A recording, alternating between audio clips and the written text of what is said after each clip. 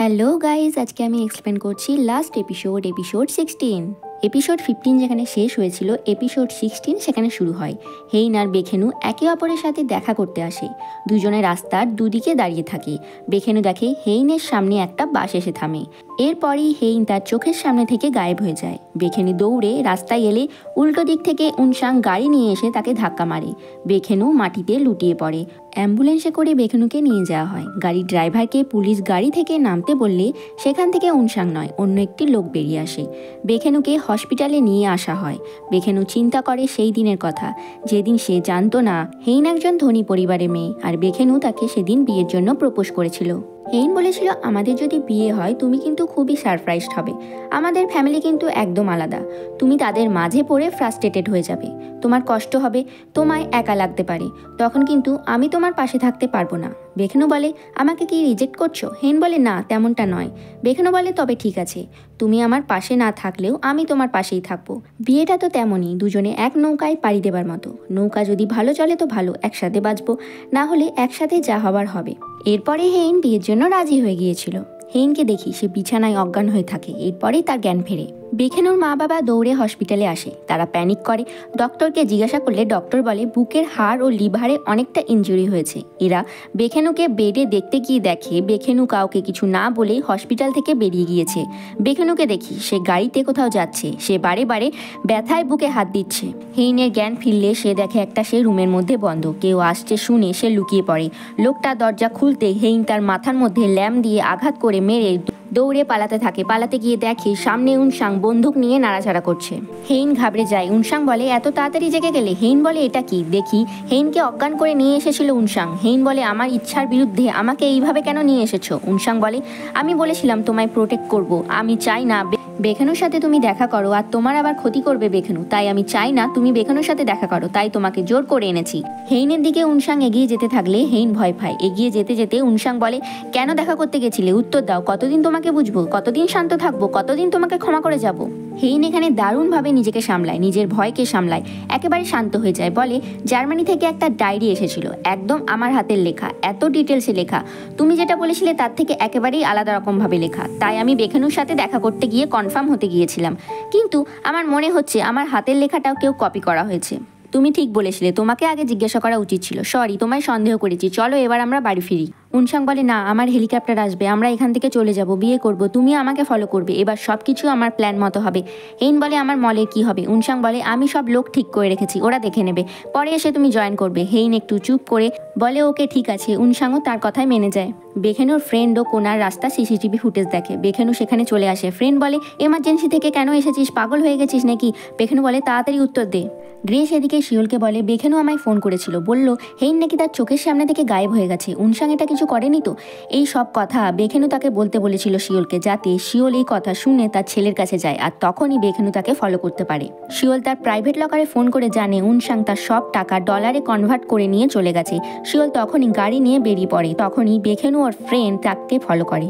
গাড়িতে বেখেনুকে জাগিয়ে রাখার জন্য তার ফ্রেন্ড একটানা বকবক করে যায়। এক সময় বেখেনু উত্তর না দিলে সে ঘাবড়ে চেঁচিয়ে বলে, বেখেনু উত্তর দে। বেখেনু আস্তে আস্তে বলে, বেঁচে আছি। ফ্রেন্ড একটানা বলেই যায়, পাগল করে দিচ্ছিস কেন, এখন তোর হসপিটালে থাকার কথা। বেখেনু বলে, থ্যাঙ্কস রে, সব সময় বন্ধুর মতো আমার পাশে থাকার জন্য, তুই আমার সবচেয়ে ভালো বন্ধু। ফ্রেন্ড চেঁচিয়ে বলে, একদম আমার সাথে অন্যরকম বিহেভ করবি না, যেমন করিস তেমন কর, মরার মতো বিহেভ করবি না। শিওল চলে আসে কুইন গ্রুপের ফার্ম হাউসে। বেখেনু বলে, আমি ভেতরে ঢুকে একটু চেক করি, তারপরেই ফোন করলেই পুলিশকে ফোন করে দিবি। বেখেনু একাই ভেতরে যায়। চারিদিকে বরফ পড়ে। বেখেনু কষ্ট করে করে ব্যথার মধ্যেও বরফের মধ্যে দিয়ে হাঁটতে থাকে। চারিদিকে খুবই পাহারা দেখে বেখেনু লুকিয়ে পড়ে। তখনই দেখে সেই কুকুরটা যাকে সে বাঁচিয়েছিল। কেয়ারটেকারের কাছে গেলে সে তাকে গোপনে কিচেন দিয়ে ঢোকার একটা রাস্তা বলে দেয়। শিওল ও উনসাং কথা বললে শিওল বলে, যেখানে পারে যাও, তার আগে আমার টাকা ও রেকর্ডিংটা দিয়ে যাও। উনসাং বলে, চিন্তা নেই, আমি তো তোমার সিগারেটটা আগেও গোপন রেখেছি, এখনো রাখবো। দেখি পাস্টের দৃশ্য। হেইন ও তার দাদার যখন ছোটবেলায় সমুদ্রে বোট অ্যাক্সিডেন্ট হয়েছিল সেটা শিওল করিয়েছিল, আর উনসাং তার মায়ের সাথে লুকিয়ে দেখা করতে এসে সমস্তটাই দেখে ফেলেছিল। তখন উনসাং শিওলকে বলেছিল, আমি কাউকে বলবো না, কারণ আমি জানি এরা তাড়াতাড়ি মরলে তুমি আর আমি একসাথে থাকবো। প্রেজেন্টেও দেখি শিওল উনসাংকে বলছে, ভালোই হতো, তখন হেইন মরে গেলে আমাকে এখন আর এইসব সহ্য করতে হতো না। আমার ফাইলটা কোথায়? উনসাং বলে আমার বাড়ির স্টাডি রুমে আছে, পাসওয়ার্ডটা হচ্ছে তোমার বার্থডে। শিওল বলে আমার টাকা? উনসাং চেঁচিয়ে বলে টাকা? সেটা নাকি আমার জন্য রেখেছিলে, বলেছিলে না? এদের সমস্ত কথা হেইন লুকিয়ে শুনে নেয়। শিওলের সন্দেহ হতে সে উঠে দেখতে যাবে, তখনই লাইটটা অফ হয়ে যায়। উনসাং দৌড়ে হেইনকে খুঁজতে লাগে। হেইন লুকিয়ে পড়ে। সেখানে বেখেনু চলে আসে। এবার হেইনের দিকে সে হাতটা বাড়িয়ে দেয়। এরা দুজনেই দৌড়ে চলে বেরিয়ে যেতে থাকে। উনসাং এদেরকে দেখে নেয়। সে বন্দুকটা তুলে নিয়ে এদের পেছনে যেতে থাকে। এরা দুজনেই বরফের মধ্যে দিয়ে কষ্ট করে করে যেতে থাকে। বেখেনুর কষ্ট হয়। হেইন বলে শক্ত করে আমার হাতটা ধরো। বেখেনু বলে তুমি যাও, বাইরে আমার ফ্রেন্ড দাঁড়িয়ে আছে, ওর সাথে চলে যাও। হেইন বলে আমাকে দেখে কি তোমার সেলফিশ বলে মনে হচ্ছে? আমি জানি আমি তোমার সাথে অনেক খারাপ ব্যবহার করেছি, পরে তার জন্য ভালো করে মাপ চেয়ে নেব। এখন এই আমার হাতটা শক্ত করে ধরো। আজ রাতে আমরা একটা নৌকাতেই আছি, একসাথে যাব। দুজনে একে অপরের হাত শক্ত করে ধরে বরফের মধ্যে দিয়ে যেতে থাকে। উনসাং গাড়ি নিয়ে হেইন আর বেখেনুকে খুঁজে বেড়ায়। অবশেষে এদেরকে খুঁজে পেয়ে যায়। অন্যদিকে পুলিশ এলে ফ্রেন্ড তাদের গেটটা খুলে দেয়। সে দেখে উপরে একটা চপার। উনসাং হেইন ও বেখেনুর সামনে বন্দুক নিয়ে দাঁড়ায়। উনসাং বলে কেন এখানে? আমরা একসাথে যাব। হেইন চলো আমার সাথে। হেইন বলে সরি, এমনটা হবে না। যখন আমার সমস্ত মেমোরি লস হয়েছিল সব ভুলে গিয়েছিলাম। প্রথম দেখা থেকে তোমাকে দেখলেই আমি পছন্দ করতাম না। তোমাকে দেখলেই আমার আনকমফোর্টেবল ফিল হতো। এটা কেন হতো আজ বুঝতে পারছি। উনসাং বলে কেন পছন্দ করনি? তোমার জন্য আমি সব কিছু করেছি। বেখেনু বলে এনাফ, সব কিছু শেষ হয়ে গেছে, এবার ছেড়ে দাও। উনসাং বলে এখনো কিছু শেষ হয়নি, উপরে চপার থাকলে। উনসাং তার হাতটা বাড়িয়ে বলে চলো হেইন, এখনো দেরি হয়নি, আমার সাথে চলো। হেইন বলে নিজের সেন্সে এসো, আমি মরে গেলেও তোমার সঙ্গে যাব না। পুলিশ চলে এসে উনসাংয়ের ওপর বন্দুক তাক করে। উনসাং ও হেইনের দিকে বন্দুক তাক করে বলে সরি হেইন, আমি তোমাকে এখানে ছেড়ে যেতে পারবো না। আমি আর তুমি মারা গিয়েও একসাথে থাকবো। উনসাং বন্দুকের গুলিটা ছুড়লে হেইনের সামনে। হেইনকে বাঁচাতে বেখেনু তার সামনে চলে আসে। বেখেনুর গুলি লাগে। হেইন কিছুক্ষণ থমকে দাঁড়িয়ে যায়, চারিদিকে রক্তে লাল হয়ে যায়। উনসাং দ্বিতীয়বার একটা গুলি ছোড়ার চেষ্টা করলে পুলিশ তাকে গুলি দিয়ে ঝাঁঝরা করে দেয়। উনসাং মাটিতে লুটিয়ে পড়ে, সে মারা যায়। অন্যদিকে বেখেনু মাটিতে লুটিয়ে পড়ে, রক্তে চারিদিকে বরফটা লাল হয়ে যায়। হেইন তার জন্য কান্নায় ভেঙে পড়ে। বেখেনুকে হসপিটালে নিয়ে যাওয়া হচ্ছিল। এই অবস্থাতেও সে হেইনের কান্না সহ্য করতে পারে না। হেইনকে বলে কেঁদো না হেইন, আমি ঠিক আছি। হসপিটালে এসে হেইনকে বেখেনু বলে আমাকে ছেড়ে যেও না, আমার চোখ খোলার প্রথমেই যেন আমি তোমাকে দেখতে পাই। এদিকে শিওল উনসাংয়ের সমস্ত লুকানো টাকাগুলো খুঁজে পেয়ে যায়।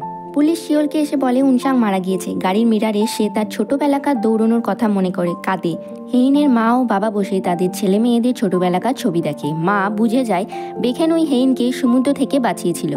বেখেনুর মা বাবা হসপিটালে এলে হেইন তাদের প্রথমে চিনতে পারে না। পরিচয় দিলে হেইন তারপরে তাদের চিনে নেয়। হেইন বলে আমার জন্যই সব হয়েছে, আমাকে বাঁচাতে গিয়ে বেখেনুর আজ এই অবস্থা। মা তাকে জড়িয়ে ধরে সান্ত্বনা দেয়। বংয়ে ও কিমসুন বসে কথা বললে কিমসুন বলে ছোটবেলায় বেখেনুই হেইনকে বাঁচিয়েছিল সমুদ্র থেকে। আমি ভেবেছিলাম হেইনকে বাঁচাতে গিয়ে আমার বড় ছেলে সমুদ্রে ডুবে মারা গেছে। না, সত্যি জেনেই আমি এত বছর হেইনকে কষ্ট দিয়েছি।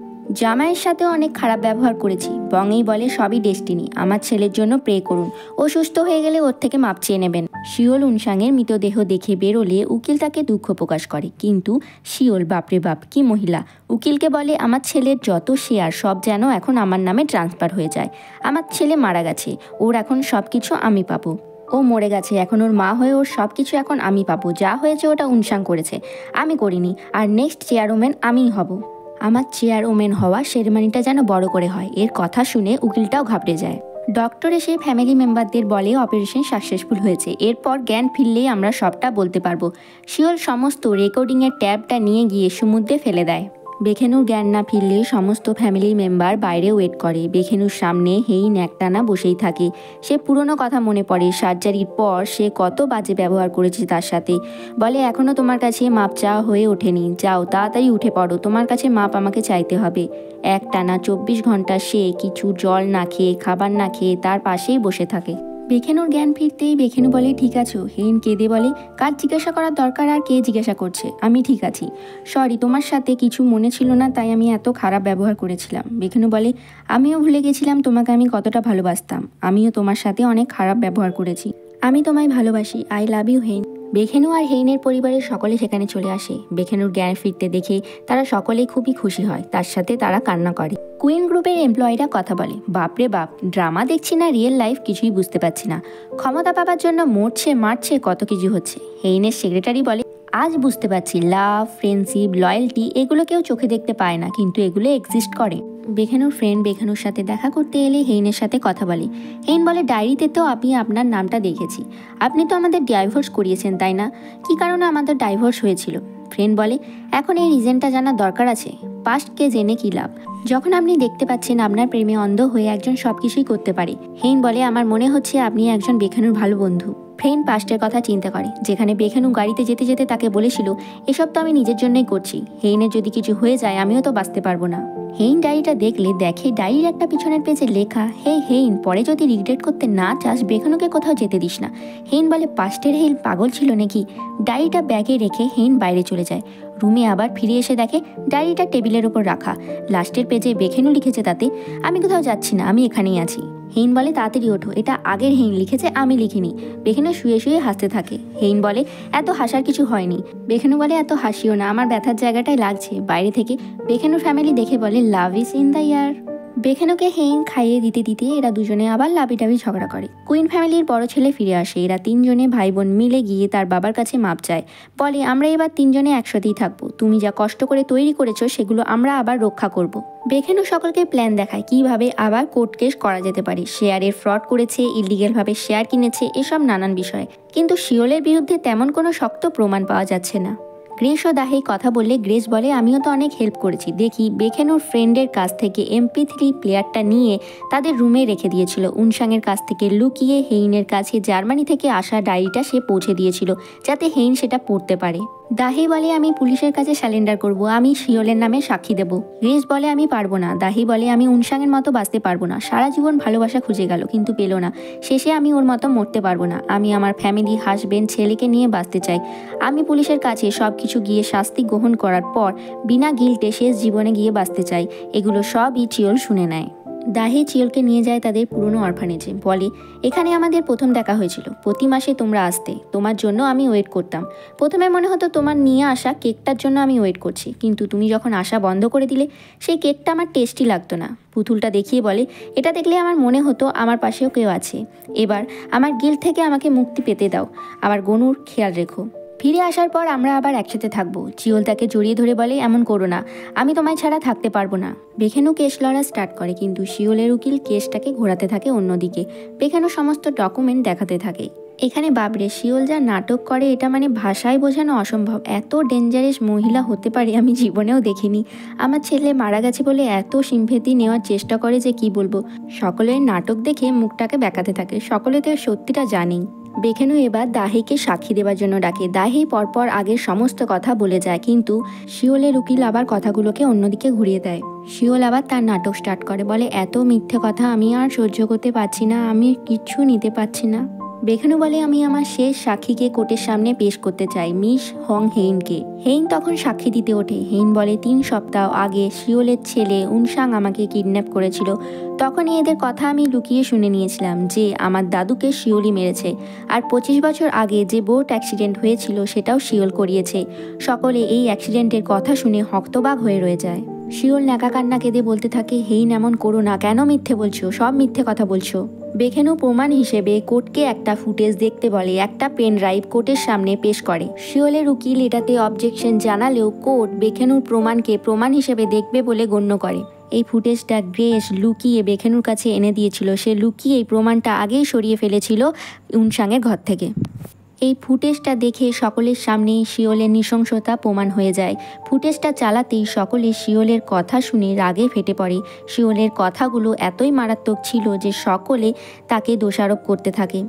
জাজেরা অর্ডার দেয়, কোর্টের মধ্যে থেকেই শিওলকে এসে পুলিশ ঘষ্টিয়ে ঘষ্টিয়ে নিয়ে যেতে থাকে। শিওলের নাটক এবার আর কোনো কাজেই লাগে না। শিওলের চিৎকার এবার কেউ কানেই কুড়োয় না। শয়তানির ঘোড়া পূর্ণ হলে এমনটাই তো হবে। কুইন ফ্যামিলির সকলে আবার কুইন ফ্যামিলির বিজনেস টেক ওভার করে।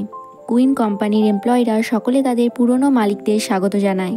গ্রেস, দাহে ও অন্যরা যারা এই ষড়যন্ত্রে যুক্ত ছিল তাদের জেল হয়। শিওল জেলে চিৎকার করলে বাকি কয়েদিরা তাকে মেরে তক্তা বানিয়ে দেয়। এই মহিলার এমনটাই হওয়া উচিত ছিল। কুইন ফ্যামিলির দেয়াল থেকে নেপোলিয়নের ফটোটা সরিয়ে দিয়ে নতুনভাবে ফ্যামিলি ফটো টাঙানো হয়। হেইনের মা বাবা গ্রামের মতো টেবিল সাজিয়ে তারা গ্রামের মতো খাবার দাবার খায় ও একসাথে বসে গল্প করে। চিওল তার ছেলেকে গল্প বলতে বলতে খাবার খায় ও তার সাথে অনেক টাইম স্পেন্ড করে।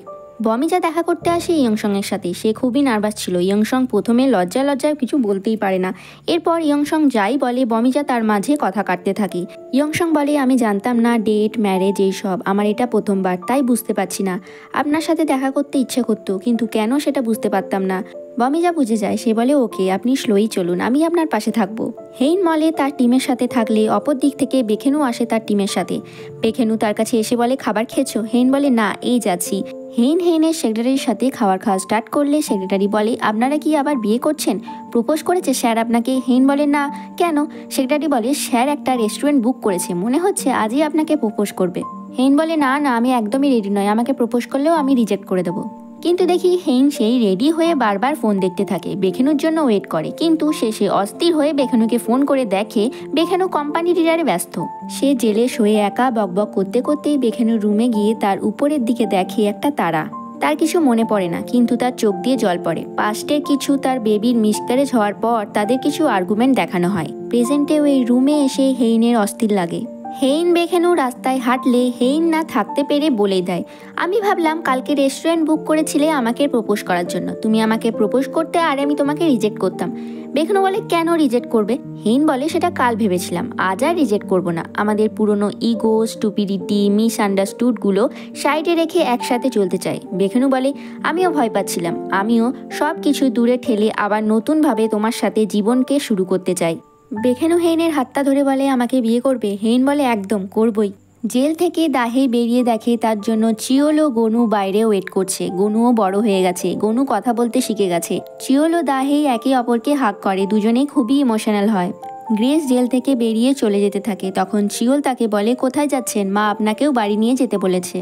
বমিজা ও ইয়ংসং বিয়ে করে একসাথে হ্যাপি লাইফ কাটায়। ইয়ংসং খুবই লজ্জা পায়। বমিজা বলে, এইভাবে চলতে থাকলে আমাদের ফার্স্ট কিস হতে হতে আমার গালে ঝুড়ি নেমে যাবে। ইয়ংসং ফাইনালি তাকে গালে একটা কিস করে। বমিজা বলে, কিছু জিনিস চেষ্টা করলেও হবে না, কিন্তু তবুও ঠিক আছে। হিয়ন্তেও বাচ্চাদের বক্সিং শেখাতে ব্যস্ত। হেইনের মা বাবা ক্যাম্পেনিংয়ে আসে। এদের কথাই শুনি এখন কুইন গ্রুপের চেয়ারম্যান হচ্ছে কুইন গ্রুপের বড় ছেলে। এখানে বেখেনুর মা বাবাও চলে আসে। এরা সময় পেলেই একসাথে টাইম স্পেন্ড করে, সকলে মজা করে ও ক্যাম্পেনিং করে। এভাবেই টাইম বয়ে যেতে থাকে। বসন্ত, বৃষ্টি, শীত, হেইন ও বেখেনু একে অপরের হাত ধরে জীবনে অতিবাহিত হতে থাকে। এরা দুজনে আবার জার্মানিতে তাদের ফেভারিট জায়গায় আসে। তাদের একটি বেবিও হয়েছে। এভাবেই দিন কাটতে থাকে। বেখেনু বৃদ্ধ হয়েছে। হেইন ৮০ বছর বয়সে মারা গিয়েছে। বেখেনু সেখানে ফুল দিতে আসে আবার। সেই ল্যাভেন্ডার ফুলের বাগানে গেছে বেখেনুও মারা গেছে, যেমনটা আগের এপিসোডগুলোতে দেখেছিলাম। হেইন তাকে প্রমিস করেছিল, মৃত্যুর পর এঞ্জেল হয়ে আমি তোমাকে নিতে আসবো, তাহলে একটু তুমি ভয় কম পাবে। এভাবেই সুখ দুঃখে তারা এতগুলো বছর একসাথে কাটিয়ে তাদের হ্যাপি এন্ডিং হয়েছে। আর মৃত্যুর পরেও তারা একসাথে। এভাবেই লাস্টে হ্যাপি এন্ডিংও দেখানো হয়। আমার পুরো কুইন অফ টিয়ার্সের সিরিজটা কেমন লাগলো প্লিজ কমেন্ট করে জানাবে। নেক্সট নিউ কোরিয়ান ড্রামার জন্য স্টে কানেক্টেড।